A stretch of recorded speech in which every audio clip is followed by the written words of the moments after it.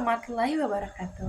Halo semuanya, kami dari kelompok 3 akan menyampaikan materi mengenai membangun konteks teks akademik di mata kuliah Bahasa Indonesia.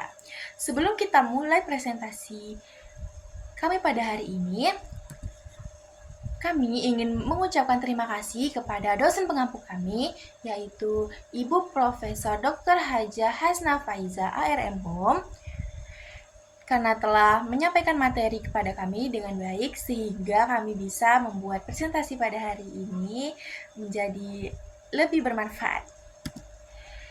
Sebelumnya, izinkan saya memperkenalkan diri dan juga memperkenalkan teman-teman saya.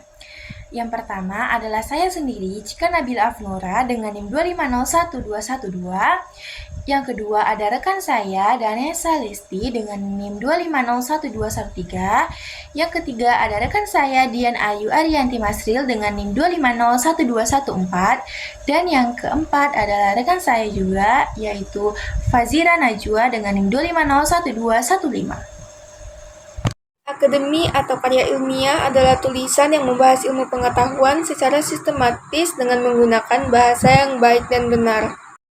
Dalam konteks ini, teks akademik dapat diartikan sebagai satuan bahasa yang digunakan seseorang untuk mengungkapkan gagasan secara tertulis maupun lisan dalam konteks ilmiah. Jenis teks akademik meliputi buku, resensi buku, proposal penelitian, laporan penelitian, dan artikel ilmiah yang masing-masing terdiri dari mikrogenre seperti deskripsi, laporan, prosedur, eksplanasi, eksposisi, dan pembahasan. Akademik dibagi menjadi dua, yaitu genre makro dan genre mikro. Pengertian genre. Genre adalah pengelompokan teks yang berdasarkan tujuan komunikatif, struktur, dan ciri kebangsaan. Dan pengertian makro adalah jenis teks yang lebih kompleks karena merupakan gabungan dari beberapa genre mikro di dalamnya. Dan genre mikro adalah jenis teks yang sederhana, yang berdiri sendiri dan memiliki satu tujuan komunikatif utama. Ciri-ciri teks akademik. Yang pertama, menggunakan bahasa baku dan formal. Yang kedua, objektif dan berdasarkan fakta. Yang ketiga, logis dan sistematis atau berurutan. Yang keempat, mengutip referensi atau sumber yang jelas. Yang kelima, bersifat informatif dan edukatif. Yang keenam, menggunakan istilah ilmiah. Yang ketujuh, struktur penulisan baku. Misalnya, pendahuluan, isi, dan penutup. Adapun pengertian teks non-akademik adalah teks yang disusun tanpa mengikuti kaidah penulisan ilmiah secara ketat. Umumnya menggunakan bahasa yang lebih bebas dan komunikatif. Tujuannya bisa untuk menghibur, menyampaikan opini, atau menginformasikan sesuatu tanpa harus berdasarkan penelitian atau sumber yang baku. Contoh dari teks non-akademik adalah cerpen, artikel berita, novel, teks iklan, opini, ataupun surat pribadi. Nah teman-teman, selanjutnya kita masuk yuk ke materi ciri-ciri teks non-akademik. Jadi, ada 10 ciri-ciri teks non-akademik. Yang pertama itu adalah ditulis berdasarkan fakta pribadi. Yang kedua adalah fakta yang disimpulkan itu subjektif, sehingga dapat berbeda-beda ya, berbeda dengan objektif. Dan yang ketiga adalah gaya bahasa konotatif dan populer. Dan yang keempat ada tidak memuat hipotesis. Yang kelima, penyajian dibarengi dengan sejarah. Yang keenam, bersifat imajinatif. Yang ketujuh, situasi didramatisir. Kedelapan, bersifat persuasif.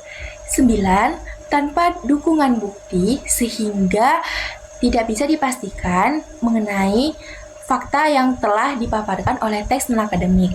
Dan yang ke-10 adalah sifat dialogis. Maka digunakanlah jenis kalimat yang lebih bervariasi, berbeda dengan teks akademik yang jenis kalimatnya itu tidak bervariasi dan lebih terarah. Oke teman-teman, kita lanjut ke materi terakhir, yaitu perbedaan teks akademik dan teks non-akademik. Nah, jadi teks akademik itu seperti yang sudah dijelaskan oleh teman-teman saya, berupa karya tulis dan juga teks ilmiah, sementara teks non-akademik itu berupa lisan dan juga teks non-ilmiah. Di sini saya akan menyebutkan beberapa ya. Yang pertama adalah struktur kalimat sederhana, sementara teks non-akademik itu struktur kalimatnya itu lebih rumit. Yang kedua, istilah teknis banyak dimanfaatkan di teks akademik, sementara teks non-akademik istilahnya itu lebih sedikit. Yang ketiga, sifatnya itu monologis, sementara teks non-akademik sifatnya dialogis. Yang keempat, sering menggunakan normalisasi, sementara di teks non-akademik itu lebih sedikit menggunakan normalisasi. Selanjutnya, sifatnya itu taksonomik dan abstrak, sementara di teks non-akademik cenderung tidak memiliki sifat taksonomis dan lebih konkret. Dan untuk membuat deskripsi, banyak menggunakan proses relasional abduktif dan juga identifikatif dalam membuat definisi, sementara teks non-akademik itu lebih mencolok pada salah satu jenis proses saja. Oke, segitu saja materi dari kami. Oke teman-teman, di sini kami telah mendapatkan beberapa daftar referensi, di mana kami sangat berterima kasih kepada referensi yang telah kami dapatkan, karena dengan adanya referensi tersebut, kami bisa membuat presentasi dan juga materi pada hari ini dengan baik. Selanjutnya, kami akan mengadakan ice breaking. Terima kasih teman-teman sudah menyaksikan presentasi mengenai materi teks akademik dari kami. Wabillahi taufiq wal hidayah. Wassalamualaikum warahmatullahi wabarakatuh.